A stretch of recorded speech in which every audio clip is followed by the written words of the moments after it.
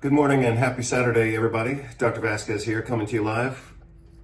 Yesterday I posted a few pages talking about what I call and what is kind of virus denialism. And I never imagined that would happen. About 11 years ago in 2014, I wrote an article talking about how we collectively were misunderstanding viral infections. And I wrote that from the perspective mostly of criticizing medicine, because I think medical education and medical training and the whole medical paradigm has a very limited view of viruses. For example, and for anybody who's gone through medical education, this is pretty obvious. Well, maybe it's not obvious to them, but it's obvious to me because I studied immunology and microbiology from several different perspectives. And I also studied it 3 different times. And, you know, the first time anybody studies something, they're mostly just trying to learn the vocabulary and some of the key concepts. By the time anybody studies something under a different teacher in a different school for the second time, years later, they're going to have a different approach to it. And then in my case, so I went to chiropractic college and I got basic microbiology there, we could say. And then I went to naturopathic medical school. And we had a fantastic immunology and microbiology professor there. Plus we got teaching in a lot of different therapeutics for viral infections. And then by the time I went to medical school in 2006, you know, I was ready for yet another way of looking at microbiology and immunology. So again, you know, anytime, and they said this to us in medical school, they told us all the time, you have to study things 3 times. First time you read something, you're just getting concepts and vocabulary. Second time you study something, you're starting to understand a few patterns. Third time you study something, you've got the vocabulary and the concepts, you've got the patterns, and now you're ready to get into details. So again, I wrote this article in 2014 talking about how the medical profession in general misunderstands viral infections because they focus on minutia instead of looking at the overall pattern. The overall pattern of a viral infection, as I said in this article in 2014, I published the same article kind of twice. I published it as a journal article and then I published it as an editorial kind of on a different website. But what I said in that article is I said we need to be looking at the common themes in viral infections, not studying the differences between them. Because the common themes, if we were to address those, that would help us attack all viral infections and defend ourselves against all viral infections, not just look at herpes over here, HPV over here, hepatitis over here, influenza over here. We need to look at the common themes. And the 4 common themes are acquisition, replication, immune response, and then systemic consequences. So, as I've already said now, my concern, and when I wrote this in 2014, is that the medical profession was misunderstanding viral infections because that's their business model. Their business model is to misunderstand things so they can sell isolated products for isolated problems. They want to sell specific antiviral drugs for specific infections. Antiviral drug for this, antiviral drug for this, vaccine for this, vaccine for this, vaccine for this. They don't want to look at the whole picture because that level of pattern recognition would actually open the door to a different paradigm of therapeutics, not just antiviral drugs and vaccines. I mean, that's absurd, but that is the medical paradigm. As a consequence of the medical paradigm and people now appreciating that the medical paradigm is mostly bullshit when it comes to treating viral infections, and I mean that, it's mostly bullshit. I didn't say it's all bullshit. I mean, I'm not anti-drug, I'm not anti-medicine per se, but I am anti-bullshit. And a lot of what goes on in medicine for the so-called treatment and prevention of viral infections is just bullshit. They completely ignore nutrition, which means they completely ignore host defense, which means they have no choice other than to rely and force patients to therefore rely on antiviral drugs and vaccines. I mean, it's a bullshit paradigm. Well, people are so sick of that bullshit paradigm now, 11 years later, that now people are saying viruses don't even exist. Well, that's substituting one bullshit paradigm for another bullshit paradigm. And neither one of those is going to be successful. So, the common argument, I guess I see 2 or 3 different common arguments against the existence of viruses. People say, well, viruses have never been isolated. That is so colossally stupid that is just frustrating for me. So the whole idea of virus isolation is simply one of many laboratory and experimental techniques. It is not the gold standard. So when people say, oh, well, viruses have never been isolated, it's so colossally ignorant for people to say that it leaves me stunned, as you can tell. So in laboratory medicine and experiments and all that kind of stuff, when we're lucky and something works perfectly, we call that the gold standard. But more commonly, we have different methods for different situations. And for for identifying viruses, viruses are very complex and they're very different. So for example, with bacteria, all you pretty much have to provide is nutrition. You can put them in a broth of blood or a broth of nutrients or urine for that matter. And most bacteria, depending on their oxygen requirements and limitations, a lot of bacteria can grow in whatever you give them. But that's not true for viruses. So the whole idea, you have to remember, this was one of the earliest microbiologic techniques. We're talking more than 100 years ago.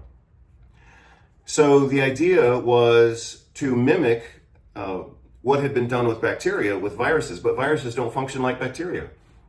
So the entire model of so-called virus isolation, which attempted to mimic what had been done with bacteria, you could say, sometimes it works, but usually it didn't. So you could say it was a failure from the start. And even the guy who developed the technique, he recognized it as a failure. So for people to attack virus isolation and say, oh, no virus has ever been isolated. It's so ignorant about laboratory techniques and microbiology and virology and the history of the development of different techniques for isolating and identifying different viruses. So,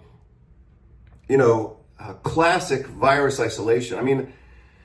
When people say virus isolation, they don't even usually know what they're talking about. So virus isolation is a specific technique, but in general, virus isolation can be performed in many different ways through electron microscopy, tissue samples, antibody titers, filtration.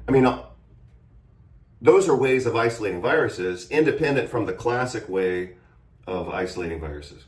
So anyway, like I said, what I noticed 11 years ago is that the medical profession was selectively misunderstanding viral infections so they could push dependency on vaccines and antiviral drugs. What I wrote then in 2014 in an article that I published online, another article that I published on a probably bigger website, and I also published a book in 2014 called Antiviral Nutrition that was later banned at the time of the globalist pandemic. So what has happened is the ignorance about viruses has morphed from simply being medically leveraged to now being kind of distributed throughout the population. And now you've got probably huge chunks of the population saying viruses don't exist. Well, that's simply adding one misunderstanding onto another. Sorry, I'm trying not to sneeze here. And so that's not a winning strategy either. The medical strategy for managing viruses is mostly a failure. That's why we keep having all this bullshit panic about viruses. If the medical profession were good at managing viruses, we wouldn't have this constant panic that started more than 10 years ago when I wrote this back in 2014. However, being so repulsed by medical manipulation and stupidity to the point of saying, well, viruses don't even exist, that's not a winning strategy either. So here's what I wrote 11 years ago. The recent international outbreaks of viral infections have made one thing very clear. We need a new antiviral strategy in modern times to combat ongoing scourges of viral infections.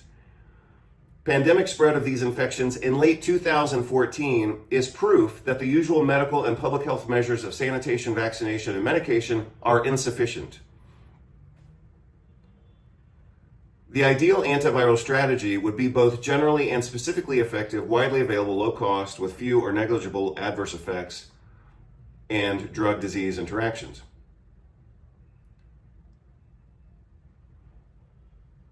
So yeah, in my strategy, these evidence-based interventions have proven safety, effectiveness, and cost effectiveness with wide and immediate international availability, and generally negligible adverse effects and drug-disease interactions. I mean, I wrote that in 2014 because at that time, viral infections were in the news all the time. Ebola, whatever. There was some type of cruise ship or something like that where I think they had a measles outbreak, and the people couldn't even leave the ship without getting vaccinated. Well, I mean, that's just stupid. That's stupid from a medical perspective because vaccinations don't work that fast. If they work at all, they need at least 2 weeks to create the antibody response. And the whole antibody response is a farce as well. I mean, most antiviral defense is not mediated through antibodies. And we've known that for, I guess, 80 years or so. So a specific disease exists called A-gamma globulinemia, which is a genetic disease where some people don't make antibodies to anything. But those people don't suffer from more viral infections. If antibodies were required for antiviral defense, then people with A-gamma globulinemia would be dead of viral infections, and they would have eliminated themselves from the gene pool because of that. But it doesn't happen. So the fact that those people who don't produce antibodies also don't suffer a greater burden of viral infections is real life evidence of the lack of importance of antibodies against viral infections. But then you've got governments and drug companies telling you, oh, well, you need protective antibodies. You have to get boosted every 6 months or every 3 months or every 4 months or whatever in order to maintain protective antibodies. That's not how antiviral defense works. So again, I'll close out this video and maybe I'll put another video behind this. But what we need is to understand viral infections, not misunderstand them from a medical perspective so that we just have antiviral drugs and vaccines as the only solutions. And not go to the opposite extreme of misunderstanding them and say, well, viruses don't even exist. And that's a predictable consequence of so much propaganda and manipulation by drug companies, the medical profession, medical journals, and governments, is that now people have gone to the opposite extreme and say, well, viruses don't even exist. So here you have a medical and political selective misunderstanding of viruses for political and profiteering purposes, to trap people in vaccines and antiviral drugs. And on the other extreme, you've got people now saying viruses don't even exist. Well, viruses do exist. We have multiple ways of proving that. I mean, half the global population, I mean, the burden of viral infections is actually quite high. So people should be able to just know from their own experience that virus infections exist. But now people have excuses for that now. Now they say, oh, well, it's just a detox reaction, or they're just exosomes. I mean, this is such nonsense. What's the other thing people say? I guess those are the two things I hear most often. That viral infections are just your body's detoxification response. What the fuck does that mean? I mean, that's not even how detox works. Or they're just exosomes. Well, I mean, come on. When cells are infected with viruses, one of the ways that those viruses escape the cell is through budding, B-U-D-D-I-N-G, budding, and those resemble exosomes. But that doesn't mean that virus infections are only exosomes. I mean, they are viral infections. So, again, either extreme isn't going to work. The medical misunderstanding of viral infections that forces people to be dependent on antiviral drugs and face masks and vaccines, that's a failed paradigm. But the other extreme is also a failed paradigm. You can't just ignore viral infections. I mean, half the world population has herpes, herpes type 1. 20% of the world population has herpes type 2. I mean, we're all loaded with viruses that are benign, and we're actually loaded with viruses to such an extent that they've integrated into the human genome. They're called human endogenous, I think they're called human endogenous retroviruses or something like that. But I mean, if you look at the human genome, a lot of the human genome is actually viral DNA that's been integrated into the human genome over, thousands of or hundreds of thousands of years or whatever. So anyway, that's the take-home message. Don't go from one extreme to the other. The medical, I guess I'm saying this now for like the third or fourth time, but the medical misunderstanding of viral infections to force people to be compliant on medical measures like face masks, vaccination, and antiviral drugs, that's a failed paradigm. Also, the other new failed paradigm is ignoring viruses or denying viruses altogether. I mean, both of those are just dumb. We need to have somewhere an understanding of viral infection. First of all, an acceptance. I mean, do we really have to go to that level? Viruses exist. We have to deal with that reality. And we need to manage that appropriately. So that's why, I worked on this for 20 years, 25 years. I've been talking about, antiviral nutrition. And viruses aren't going to go away. The need to protect ourselves from viruses isn't going to go away. But the medical extreme doesn't work. I mean, it's proven to be a failure. And likewise, ignoring viruses is also a failed strategy. So I'll try to put all this together with information, my old articles, and maybe some other videos behind this one. Take care. Hope you're doing well. Bye. Hello everybody, Dr. Alex Vasquez here on September 1st of 2019. Today I'm going to discuss antiviral strategies, which is a topic that I first started to talk about in 2014 when I published kind of the updated version of the antiviral strategy, which had been previously published in 2009 and was then formally published as a separate book in 2014. So we'll take a look at some of that past information, and then of course, as quickly as possible, I will try to dive into today's information, which is basically going to kind of set the stage, so to speak, for some future presentations where I'll get into more detail.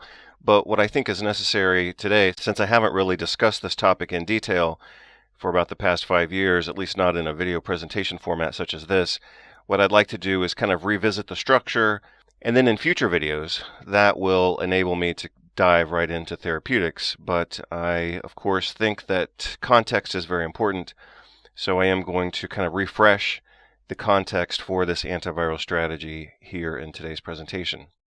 So as I just stated, I published this antiviral strategy in 2009 for the first time, and then formalized it and gave it some structure in 2014. So this was initially published in 2009 in a book called Chiropractic and Naturopathic Mastery of Common Clinical Disorders. Then it was updated in 2014 for Naturopathic Rheumatology version 3.5, which is now published as Inflammation Mastery 4th edition in 2016.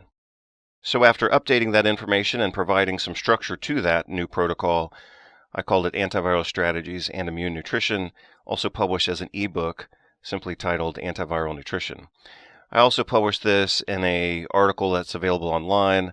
You can see the hyperlink provided here. This was also published in a blog, which I'm actually quite proud of. The title of this blog is "The Proof is in the Panic. We Need a New Strategy Against Viral Infections." You can find that online. Also a conference presentation at the International Congress on Naturopathic Medicine in 2016. You can find that video online as well. Also various videos and internet articles at ichnfm.org, antiviral, and that series progresses from antiviral 1 to antiviral 2, antiviral 3, antiviral 4, etc. Also on inflammationmastery.com, antiviral, I have kind of a summary there with several videos previously made. The major thesis presented in this work is that only by understanding viral infections can we prevent and treat them rationally and effectively. And what I really mean there is having a conceptual model that helps us manage these viral infections from a clinical standpoint, not from a pathology standpoint or microbiologic standpoint, but what can we actually understand and then leverage that understanding into something that actually works in the real world. And that will be the emphasis here. I reasonably propose that most physicians do not have an articulated or clear understanding of viral infections. That's just my opinion, and you can agree or disagree. But that opinion comes from a lot of experience in education and administration, and also from having attended a leading U.S. medical school where I also scored in the top 1% and top 5% on 4 different U.S. medical licensing exams. Also, while I was in medical school, I was an honor student. I also did a predoctoral research fellowship through the National Institutes of Health, etc. And I've also studied various educational structures, and I've surveyed and followed the literature now for decades. So, again, you can take or leave certain things that I say as my opinion, but that is my opinion, that most doctors don't understand viral infections from a clinical standpoint, and you can agree or disagree, but I think that my opinion is reasonable. So again, if we treat a condition, and in this case I'm talking about viral infections, if we try to treat these viral infections without a really good structured understanding, then in my opinion we're just fooling ourselves and we're just throwing drugs at what is really just a mystery to us. So what I'm going to try to develop in these videos is what I've already developed in the books, and that is to provide a structure and a structured understanding of viral infections that can be used clinically, as well as in research and public health, etc. So let's start with some questions here. So everyone has an opinion, and many people think they're knowledgeable. That is, until someone asks a question. So I am going to start by proposing or challenging some questions here. So let's start here with an assessment of some basic knowledge. Again, I think that most physicians cannot answer these questions. So let's start with an open-ended question. Discuss the process of viral infection from start to finish. And then later we might advance that to provide an overview and then list specific nuances for common illnesses. So I'm sure that if you think about this question, you'll agree that it's a very reasonable question. Discuss the process of viral infection from start to finish. So we all talk about viral infections on the internet, in journal articles, in research conferences, in clinical conferences, etc. But let's give structure to that conversation. Instead of just throwing out this concept of viral infection, discuss what it is from start to finish. So we should all be able to agree on some basic components of what is a viral infection. And I could easily propose, and I am proposing here, that unless we have an agreed upon structure and agreed upon understanding, then we're all using this phrase viral infection and measles epidemic and all this conversation, but unless we know and have some agreement on what that term actually means, then we're using words, but we're really not communicating very effectively. So here's a different version of the same question. This is a guiding question, and this question I've kind of structured at a basic science level. List the 4 main components of a viral infection. So what are the 4 main components of a viral infection? Some people might say, well, maybe we can come up with 3, or maybe we can come up with 5 or 6, but I think that we should keep this list as short as possible while still being complete. And in my review of the research and having studied this for 20-something years, I've come up with 4 main components, and I think that those components are the most important. Again, somebody else might say 3 components or 6 components or whatever. I've chosen 4, and I would invite anyone to argue with me on this or debate in any manner whatsoever. But in my opinion, we can't say less than 4, and we could say more than 4, but I think that that would be unnecessary. So if we were to advance this question to a clinical level, the question would be phrased, or could be phrased in this way: list the 4 main components of a viral infection and provide conceptual interventions for each. And then provide actual clinical, real-world interventions, dose, risks, mechanisms, benefits, and any collateral benefits. So again, if we're going to discuss viral infections, we need to understand what we're talking about. We need to have a defined and structured understanding of what that concept means. And that's important for research perspectives, for public health perspectives, and also, of course, clinical perspectives, whether we're treating patients or whether we are parents treating our children, or, of course, treating ourselves when we do get sick. So, 4 main components. If you really understand that, then you would be able to understand 4 interventions, or 4 levels of interventions, we might say. And then based on that, you would or should be able to discuss what are some of the treatments that you would actually implement. So again, we go from understanding to a conceptualization of how we might approach each aspect of that understanding, and then how do we actually intervene. So, components of the infection, ways to address each aspect of the infection, and then what do you actually do?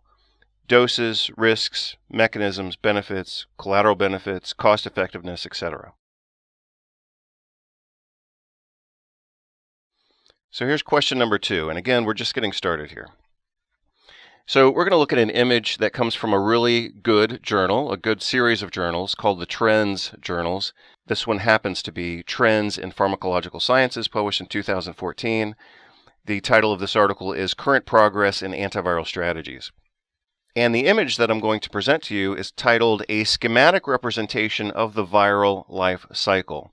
So, I'm not criticizing this journal, I'm not criticizing the author, and I'm not even really criticizing the image. I'm just using this image as a representative example of what a typical medical student or medical doctor or medical resident would study in any given pathology or microbiology textbook. This is a very typical example. Now, of course, this is specific to this particular article, but in any pathology or microbiology book, you would find a diagram that looks more or less like this.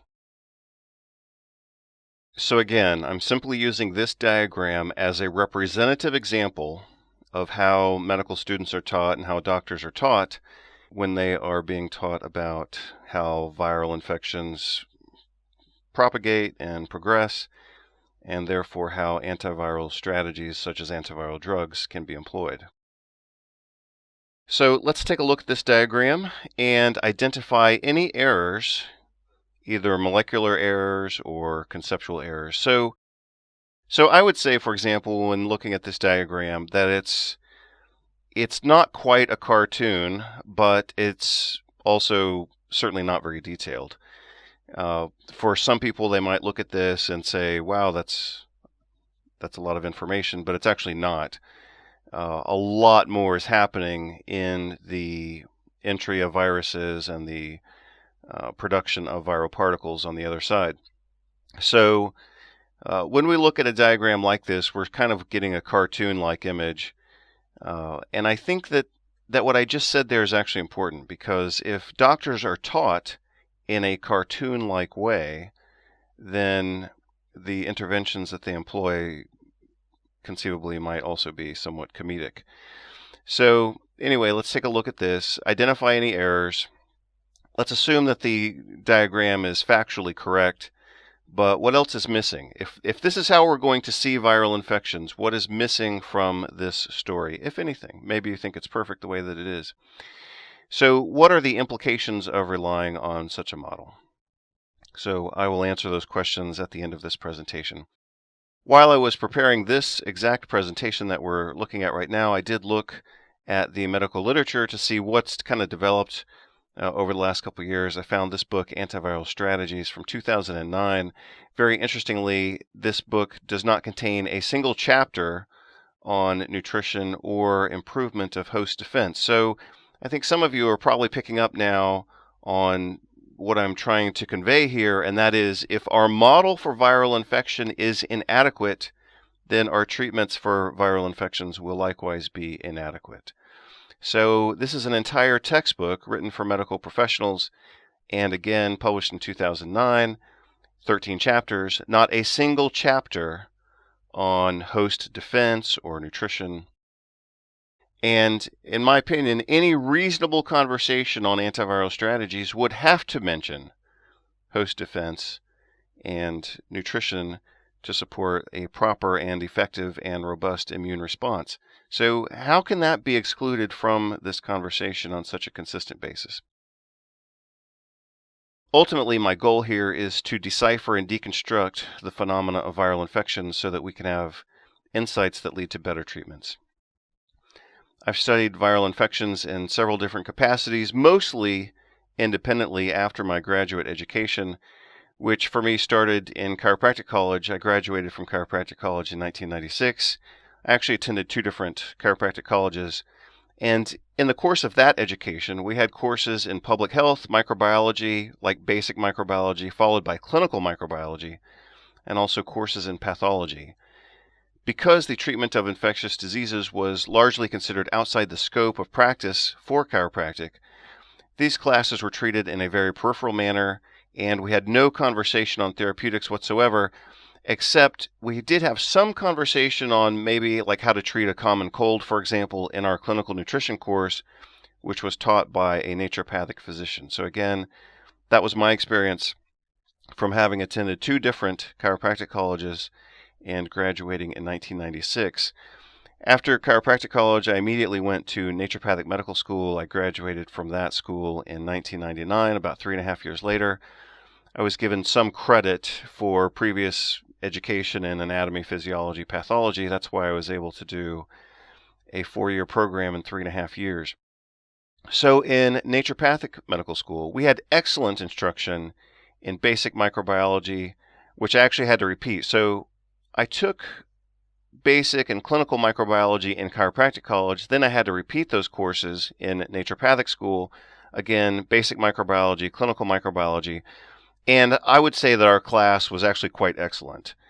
Then, throughout the duration of our education in naturopathic medical school, we also had antiviral strategies and antiviral therapeutics integrated into our other courses, such as gynecology, EENT or eye, ear, nose, throat, also pediatrics and dermatology.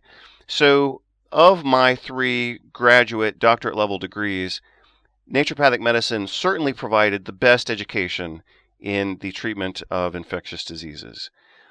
Then after I graduated in 1999, I practiced in Seattle, Washington. Then I practiced in Houston, Texas for a while. And then later I went to osteopathic medical school and I graduated from that school in 2010. Our training in infectious diseases in osteopathic medical school was that we were presented with a 400-page textbook and told to go home and read it by yourself. Your exam is in 10 days, or it might have been 14 days, but about 2 weeks.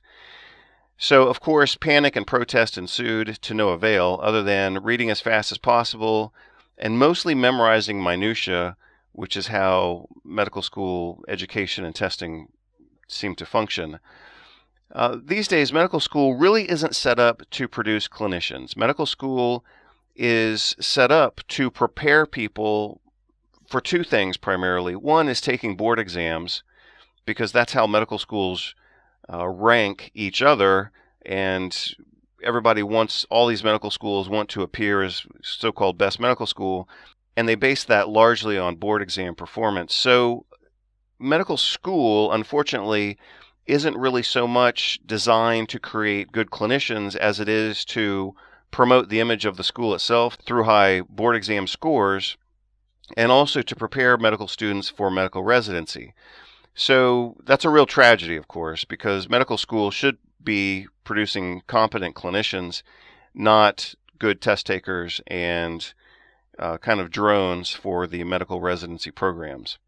So again, in summary, from my experience, having attended and graduated from 3 different accredited graduate doctorate level programs, naturopathic medicine really provided the best education for the treatment and understanding of infectious diseases. As I said before, I consider this to be a legitimate tragedy that medical schools are not really preparing students for their roles as clinicians, but rather preparing them to take exams and then preparing them to work in medical residency programs.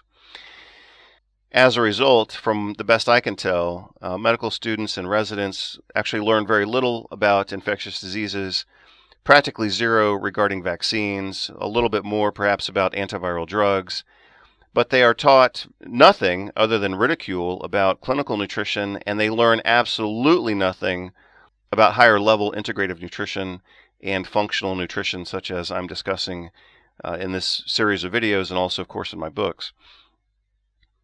So this ultimately becomes the perfect formula for producing arrogant professionals that know nothing other than how to endorse and rely completely on vaccines and antiviral drugs while kind of scoffing and belittling other options that they haven't even been trained in. So it's a kind of a dangerous educational formula.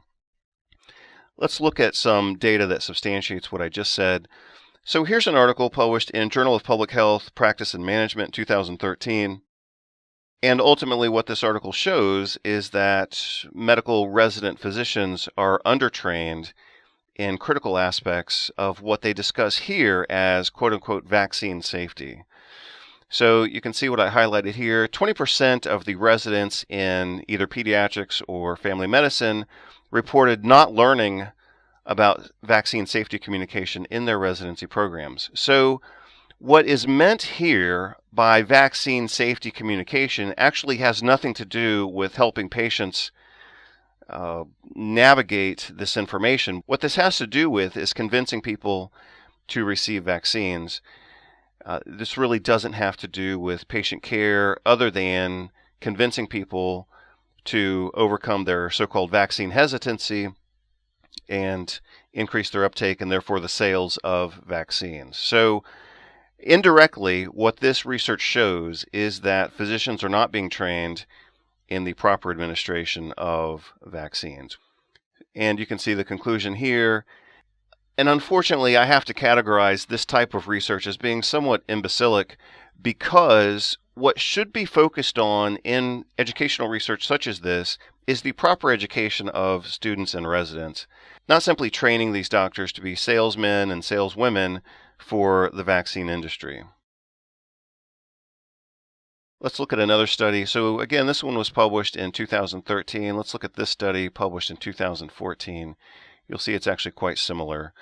Most pediatric residency programs surveyed do not include formal training on vaccine safety, yet such training is supported by pediatric residency program directors as a priority for pediatric residents. Why? Because these people are going to go on to have their careers largely center around the sales and use of vaccines. So, I think that the main priority of medical training, whether as medical students or in medical residency programs, the main priority should be safe and effective and cost-effective and ethical treatment of our patients. I think that's the big and primary responsibility. Not being trained in how to sell vaccines, which is basically what's happening. And what they call here vaccine safety really doesn't have to do with safety for patients. What's being communicated in these programs, as you can see also on the following article that I'll look at in a little bit more detail, what's being communicated in these so-called vaccine safety education programs is how to overcome doubt for the goal of selling and promoting vaccine usage. So here, for example, let's look at this study published in 2015 in a journal called Current Drug Safety, teaching vaccine safety communication to medical students and health professionals. So again, what I really think is the biggest point to understand about what these articles are saying is that medical students and residents are untrained in the proper and ethical use of vaccines. And when they are trained, the conversation around their so-called training is this so-called vaccine safety education, which ultimately becomes nothing more than a sales pitch. So let's look closely at what's stated in this article, again from 2015.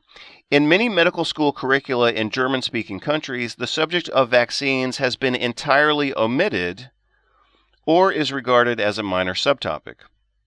During the studies, that is medical school and residency, most medical school curricula in German-speaking countries do not offer obligatory courses and or hands-on training in vaccinology and vaccinations.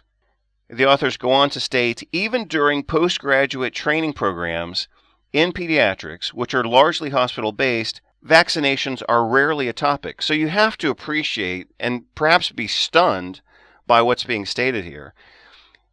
Medical students and medical residents, generally speaking, are not being educated properly about vaccines at all, even though their careers depend on the sales of vaccines, especially in the practice of pediatrics. So let's take a look at a few more details from this study. What's stated here is, once established, good communication practices should usually prevail.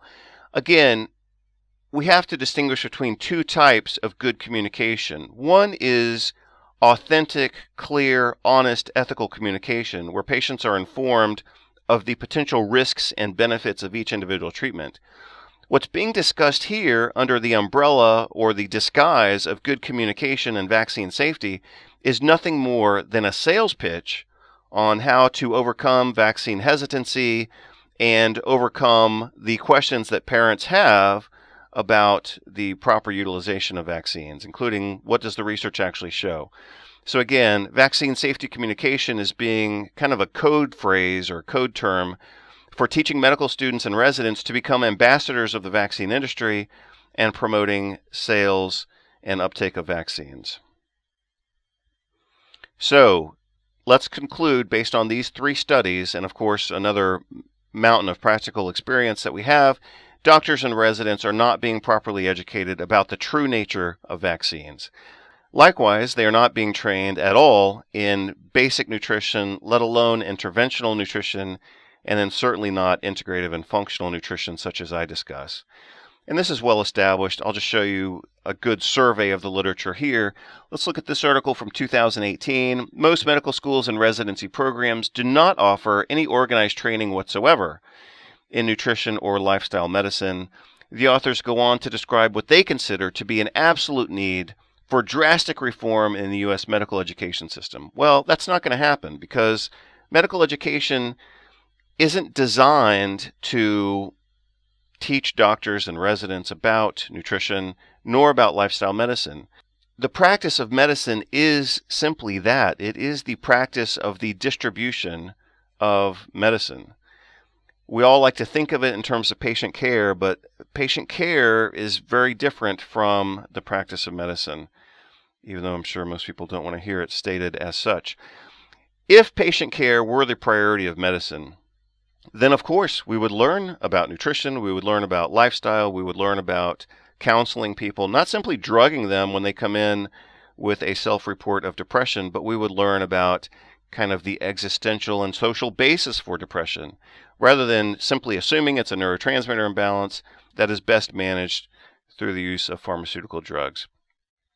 But before I digress too much, let's look at some more research here. This article comes from the journal Family Medicine. This was published in 2017. Medical students felt nutrition was poorly integrated into the curriculum.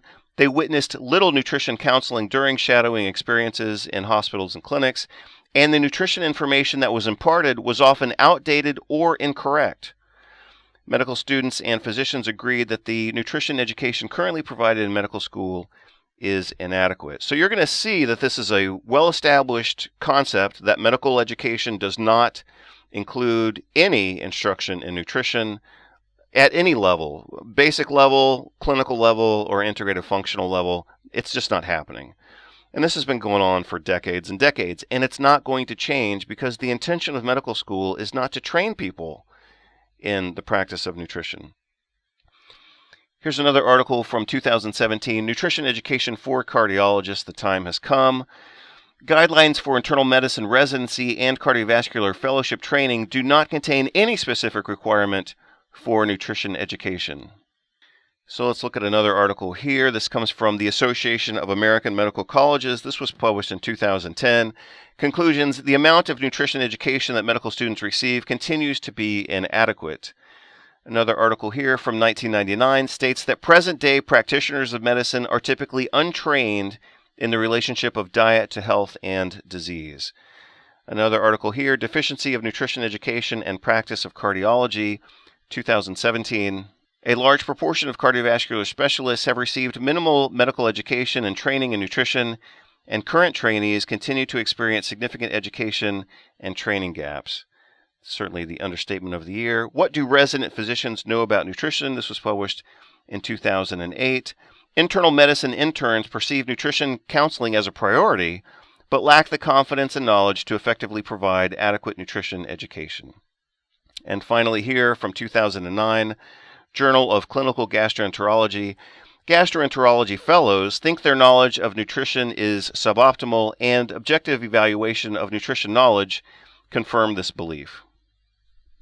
So this is actually remarkable, if not stunning, to consider that gastroenterology physicians whose practice centers around the maintenance of this tube called the gastrointestinal tract, which basically is designed and exists for the reception of nutrients in the form of food, they aren't even trained in anything related to nutrition or diet. And their entire professional career centers around managing this gastrointestinal tube which receives food.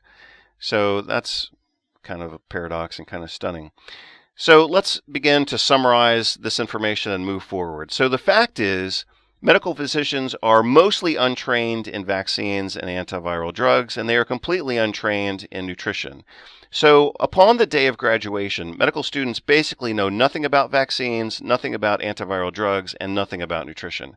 So they start, we might say, at kind of an even or equalized playing field, ignorant on the one hand, they're ignorant about antiviral strategies in terms of drugs and vaccines, and on the other hand, they're also ignorant about nutrition completely, again, at the basic level, at the clinical level, and at the interventional or functional nutrition level.